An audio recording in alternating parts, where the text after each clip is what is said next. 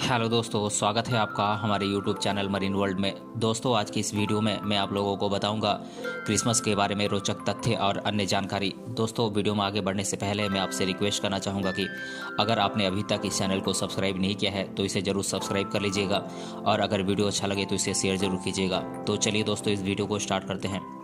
Christmas का पर्व 25 दिसंबर को पूरे विश्व में पूरे हर्षोल्लास के साथ मनाया जाता है। यह ईसाई धर्मावलंबियों का मुख्य त्यौहार है जो ईसा मसीह के जन्म की खुशी में मनाया जाता है। यदि आपको लगता है कि ईसा मसीह की जन्म तिथि 25 दिसंबर है तो आप गलत हैं। बाइबल में कहीं भी ईसा मसीह की जन्म तिथि का उल्लेख नहीं है। फिर क्यों क्रिसमस 25 दिसंबर को मनाया जाता है? सबसे पहला क्रिसमस कब मनाया गया? रेड सूट और लंबी दाढ़ी वाले सांता क्लॉज कौन थे? दुनिया भर में क्रिसमस को लेकर किस तरह के रिवाज और परंपराएं प्रचलित हैं? ऐसे ही रोचक जानकारियां हम आपके लिए लेकर आए हैं इस वीडियो में। तो चलिए दोस्तों, इस वीडियो को स्टार्ट करते हैं। क्रिसमस शब्द की उत्पत्ति अंग्रेजी के ही शब्द क्राइस्ट मास से हुई है। पुरानी अंग्रेजी में इसे क्राइस्ट मैसेस कहा जाता था, जिसका अर्थ है क्रिश्चियंस मास। क्रिसमस को एक्समस भी कहा जाता है। एक्समस शब्द का प्रयोग 16वीं शताब्दी के प्रारंभ में हुआ था। ग्रीक भाषा में क्राइस्ट अक्षर एक्स से शुरू होता है। इस तरह एक्स मस का अर्थ क्रिसमस हुआ। क्रिसमस का पर्व 25 दिसंबर को ईसा मसीह के जन्म दिवस की खुशी में मनाया जाता है, लेकिन बाइबल में 25 दिसंबर का कोई उल्लेख नहीं है और अधिकांश इतिहासकारों का मानना है कि ईसा मसीह वसंत ऋतु में जन्मे थे। क्रिसमस के लिए 25 दिसंबर का दिन इसलिए चुना गया क्योंकि यह प्राचीन मूर्ति पूजक त्यौहार सतुर्लिया के समय से मेल खाता है। यह कृषि देवता शनि का त्यौहार था जो उत्सव के रूप में जुआ खेलकर और उपहार देकर मनाया जाता था। क्रिसमस की अधिकांश परंपरा सतुर्लिया त्यौहार से आई है। 350 ईस्वी में रोम के पादरी पॉप जूलियस प्रथम ने 25 दिसंबर को आधिकारिक तौर पर ईसा मसीह के जन्म दिवस मनाने की घोषणा की थी। क्रिसमस को बड़ा दिन भी कहा जाता है। ब्रिटेन और राष्ट्रमंडल देशों में क्रिसमस का अगला दिन अर्थात 26 दिसंबर को बॉक्सिंग डे के रूप में मनाया जाता है। कई देशों में इसे सेंट स्टीफन्स डे या फीस्ट ऑफ सेंट स्टीफन्स भी कहा जाता है। आर्मेनियाई अपोस्टोलिक चर्च में क्रिसमस का त्यौहार 25 दिसंबर को नहीं बल्कि 6 जनवरी को मनाया जाता है। क्रिसमस एकमात्र ऐसा त्यौहार है जिसका अवकाश पूरे विश्व में रहता है। दुनिया का सबसे पहला क्रिसमस 421 ईस्वी में ब्रिटेन के यॉर्क शहर में मनाया गया था। अमेरिका में पहली बार क्रिसमस 1836 ईस्वी में अलाबामा राज्य में मनाया गया था। इस तरह अमेरिका में क्रिसमस सेलिब्रेशन प्रारंभ करने वाला पहला राज्य अलाबामा बना। आखिरी राज्य ओक्लाहोमा था जहां 1970 से क्रिसमस सेलिब्रेशन प्रारंभ हुआ। ईसा मसीह का जन्म कहां हुआ था, इस संबंध में भी मत भिन्नता है। अधिकांश लोग यह मानते हैं कि ईसा मसीह का जन्म अस्तबल में हुआ था, लेकिन कई ऐसे भी विद्वान हैं जिनका मानना है कि ईसा मसीह अस्तबल में नहीं बल्कि गुफा में पैदा हुए थे। जब बालक यीशु का जन्म हुआ तो आकाश में एक तारा चमक उठा। 3 राजा इस तारे का अनुसरण कर यीशु के जन्म स्थान तक पहुंचे। वे अपने साथ सोना, लोबान जो कि इत्र में प्रयोग होने वाला एक सुगंधित राल है, और तेल लेकर आए थे जो उन्होंने बालक यीशु को उपहार स्वरूप प्रदान किया था। माना जाता है कि बेथलेहम का वह सितारा जिसने 3 राजाओं का यीशु के जन्म स्थान तक पहुंचने के लिए मार्गदर्शन किया था, धूमकेतु या यूरेनस था। बालक यीशु के जन्म स्थान तक पहुंचने में 3 राजाओं को 12 दिन का समय लगा था। इसीलिए क्रिसमस का त्यौहार 12 दिनों तक मनाया जाता है। क्रिसमस सेलिब्रेट करने के लिए की गई सजावटें, लाइटिंग और अन्य तैयारियां क्रिसमस के 12 दिन बाद अर्थात 5 जनवरी को उतार दी जाती हैं। क्रिसमस का पारंपरिक रंग हरा, लाल और सुनहरा है। लाल रंग ईसा मसीह के रक्त का प्रतीक है। हरा रंग लंबे जीवन और पुनर्जन्म का, और सुनहरा रंग उजाले के साथ धन संपदा का प्रतीक है। क्रिसमस की माला उन कांटों के मुकुट का प्रतिनिधि है जो यीशु ने पहना था। यह प्रेम और शाश्वत जीवन का प्रतीक है। इसे बनाने में इस्तेमाल होने वाले सदाबहार पत्ते सर्दियों के सबसे अंधेरे दिनों में भी जीवन और प्रकृति की निरंतरता का प्रतीक हैं। पुराने समय में क्रिसमस को इन नामों से भी जाना जाता था, जैसे कि मिडविंटर, नेटिविटी और यूल। बच्चों के बीच सांता क्लॉज का चरित्र बहुत लोकप्रिय है, जो क्रिसमस के मौके पर पूरे वर्ष भर अच्छा व्यवहार और काम करने वाले बच्चों के लिए उपहार लेकर आता है। आप सोचते होंगे कि आखिर सांता क्लॉज अस्तित्व में कैसे आया। वास्तव में सांता क्लॉज का चरित्र सेंट निकोलस पर आधारित है। किंवदंती के अनुसार सेंट निकोलस 4वीं शताब्दी में तुर्की के मीरा शहर में बिशप थे, जो गरीबों और जरूरतमंदों की सहायता किया करते थे। उन्हें बच्चे अति प्रिय थे और वे उन्हें चुपके से उपहार देकर खुश हुआ करते थे। जैसे जैसे उनकी कहानी लोगों के बीच फैलती गई, उन्हें डच में सिंटरक्लास कहा जाने लगा, जो आगे चलकर यह सांता क्लॉज बन गया। दुनिया भर में सांता क्लॉज अलग अलग नामों से पुकारा जाता है। जर्मनी में क्राइस क्रिंगल, इटली में ले बेफाना, फ्रांस में पेरे नोएल और रूस में डेस्का मोरोज नाम से जाना जाता है। आज सांता क्लॉज का जो लुक है वह न्यूयॉर्क हिस्टोरिकल सोसाइटी की 1804 में आयोजित बैठक में तैयार किया गया था।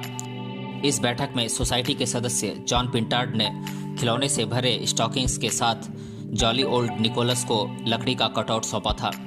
सबसे पहला सांता क्लॉज 19वीं सदी के मध्य में खिलौने और गिफ्ट बुक के लिए एक अखबार के विज्ञापन में दिखाया गया था। सांता क्लॉज उन बच्चों को उपहार तो देता ही है जिन्होंने पूरे वर्ष भर अच्छे काम किए हैं, लेकिन उन बच्चों को भी नज़रअंदाज नहीं करता है जो पूरे वर्ष भर बुरे रहे हैं। वह उपहार के बदले इन बच्चों के स्टॉकिंग्स में कोयले के टुकड़े डालता है। यह परंपरा इटली में प्रारंभ हुई थी। इस तरह यह बच्चों को प्रेरित करता है कि वे आगामी वर्ष में जितने अच्छे काम कर सकते हैं उतने अच्छे काम करें। चिमनी के पास क्रिसमस स्टॉकिंग्स रखने की परंपरा इसलिए आई ताकि सांता क्लॉज को बच्चों के लिए कैंडीज और अन्य उपहार रखने के लिए जगह मिल सके। शोध के अनुसार यदि सांता क्लॉज को दुनिया के सभी लोगों को उपहार वितरित करना हो तो उसे प्रति सेकंड लगभग 822 घर विजिट करने होंगे और लगभग 650 मील प्रति सेकंड या 23,40,000 मील प्रति घंटे की रफ्तार से चलना पड़ेगा। अमेरिका में प्रति वर्ष लगभग 20,000 सांता क्लॉज किराए पर लिए जाते हैं, जिन्हें रेंटल सांतास कहा जाता है। इन्हें बाकायदा प्रशिक्षित किया जाता है ताकि जनता के मध्य दबाव में भी ये अपना हंसमुख रवैया बरकरार रख सकें। प्रारंभ में सांता क्लॉज का चरित्र नीले, बैगनी, हरे जैसे विभिन्न रंगों के वस्त्र पहना करता था, लेकिन 30 के दशक में कोका कोला के एक विज्ञापन अभियान के लिए सांता क्लॉज का चरित्र उस रंग के लिए तैयार करने का फैसला लिया गया जो उनके ब्रांड से मेल खाता था, और इस तरह सांता क्लॉज का ट्रेडमार्क रेड सूट चलन में आया। सांता क्लॉज हमेशा बढ़ी हुई दाढ़ी में भी नहीं रहता। A night stand with American history book में सांता क्लॉज को बिना दाढ़ी के लंबा और दुबला पतला चित्रित किया गया था। आप रुडोल्फ नामक रेड नोज्ड रेंडियर को अच्छी तरह जानते हैं, जो क्रिसमस ईव पर सांता क्लॉज की स्लेज खींचता है। लेकिन क्या आप अन्य रेंडियर्स को जानते हैं? दुनिया के हर अच्छे बच्चे के लिए उपहार से भरा स्लेज अकेले रुडोल्फ के लिए खींचना मुश्किल है, इसलिए उसके 8 अन्य साथी हैं। असल में रुडोल्फ सांता का 9वां रेंडियर है। 8 अन्य रेंडियर हैं क्यूपिड, डांसर, विक्सेन, डंडर, कॉमेट, डैसर, प्रेंसर और ब्लिट्जेन। सांता क्लॉज के 12 सिंगे के लिए गाजर छोड़ना भी पुरानी परंपरा से जुड़ा हुआ है। नॉर्स पौराणिक कथाओं के लोग ओडिन के 8 पैर वाले घोड़े स्लीपिपनिर के लिए घास छोड़ा करते थे। डच बच्चों ने भी इस परंपरा को अपनाया और सांता क्लॉज का स्लेज खींचने वाले 12 सिंगों के लिए गाजर छोड़ने लगे। दुनिया भर में स्लेज पर बैठे सांता क्लॉज की तस्वीर बहुत लोकप्रिय है। यह तस्वीर 1819 में बनाई गई थी। अमेरिका में सांता को भेजे गए पत्र सांता क्लॉज इंडियाना को जाते हैं। कनाडा में सांता को भेजे गए पत्र HOHO पिन कोड पर नॉर्थ पोल के एक स्वैच्छिक समूह को भेज दिए जाते हैं, जो इन पत्रों को पढ़कर इनका उत्तर भी देते हैं।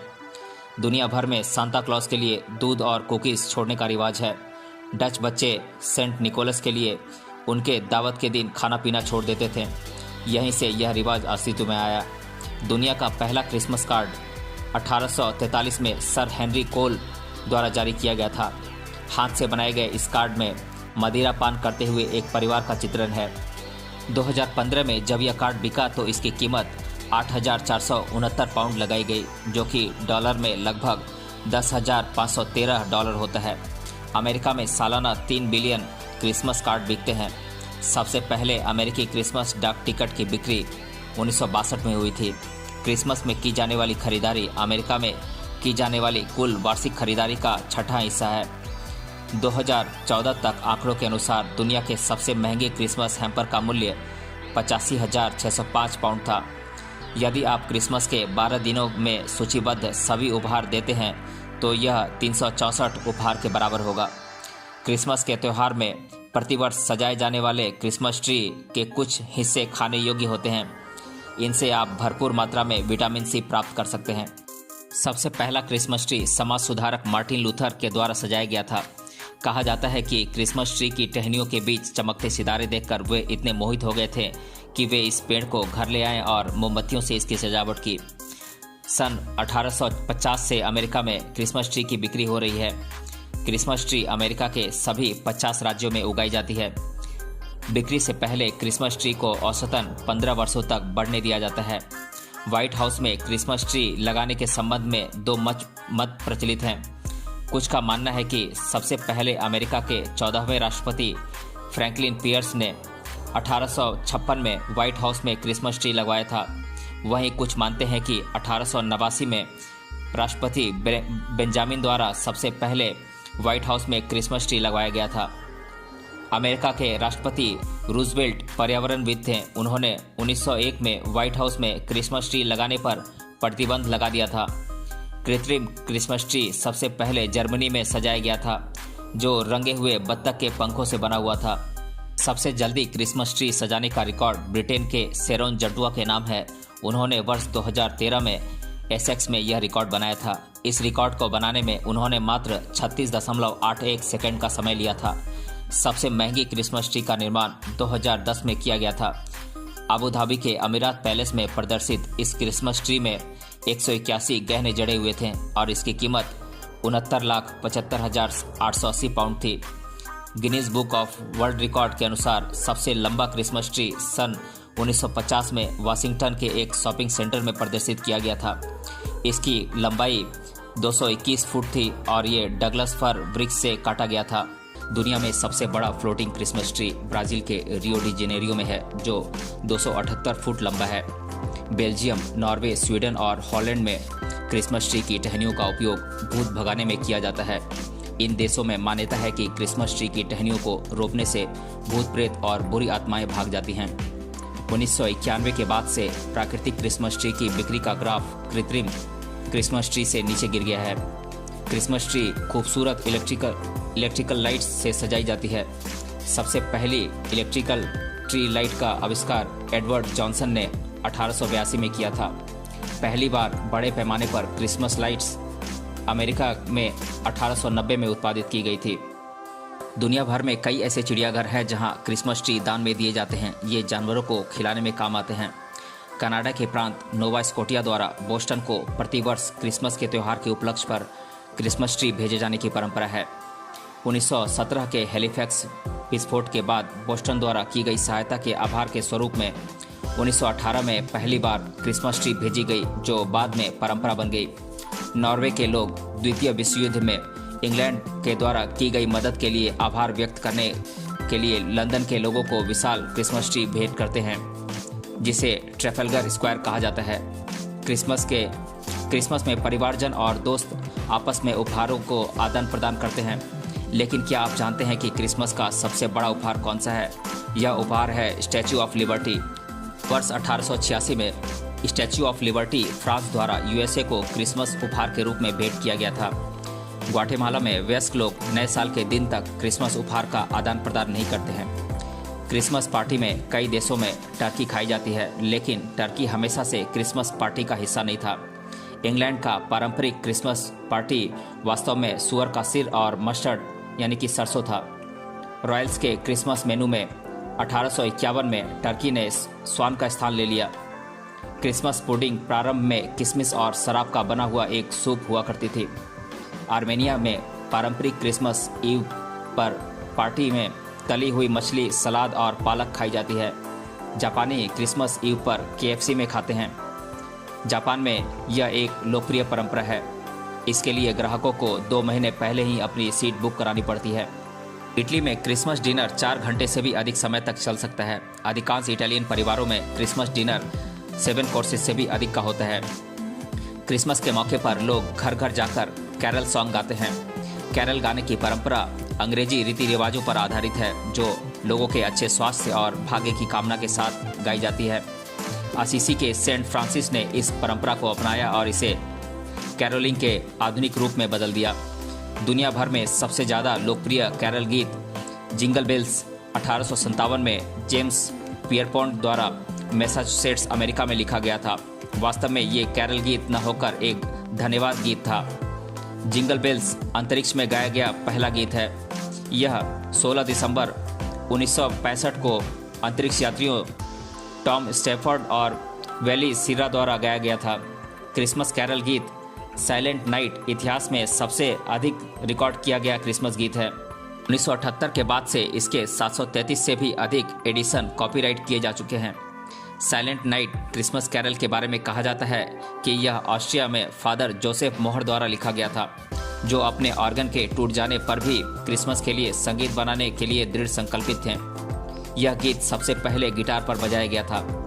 अब तक का सबसे ज़्यादा बिकने वाला क्रिसमस सॉन्ग बिंग क्रॉस्बी का व्हाइट क्रिसमस है। दुनिया भर में इसकी 50 मिलियन से भी अधिक कॉपी बिक चुकी है।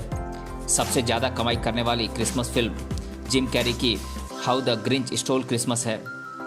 मारिया कैरे की गीत all I want for Christmas is you के नाम हॉलीडे गीत के चार्ट में हाईएस्ट रेटिंग पाने का खिताब है। इसके म्यूजिक वीडियो में सांता मारिया के तत्कालीन पति टॉमी मोटोला अभिनय करते हुए नजर आए थे। क्रिसमस के अधिकांश लोकप्रिय गीतों जैसे कि winter Wonderland, chestnut roasting, I am dreaming of a white Christmas आदि की रचना ज्यूइश लोगों द्वारा की गई थी।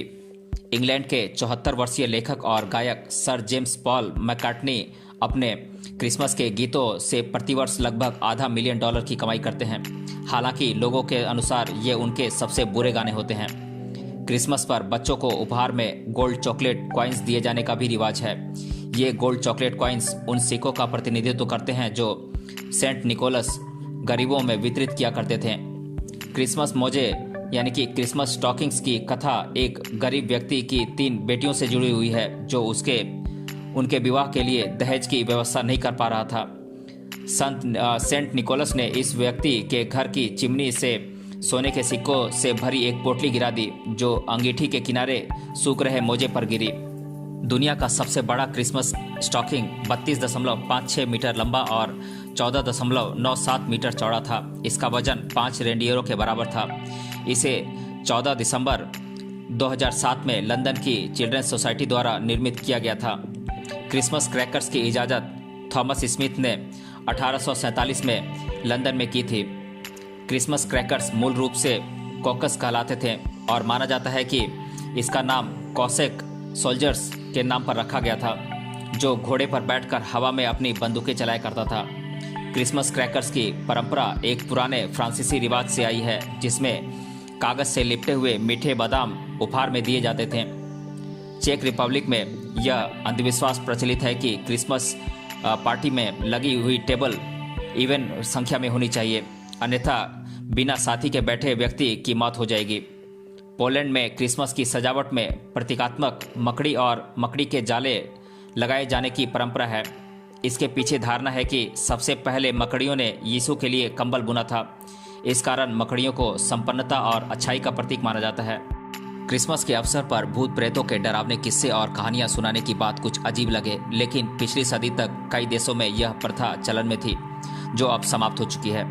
1960 से स्वीडन, नॉर्वे, डेनमार्क, फिनलैंड और आइसलैंड में क्रिसमस ईव पर डोनाल्ड डक कार्टून देखे जाने की परंपरा है।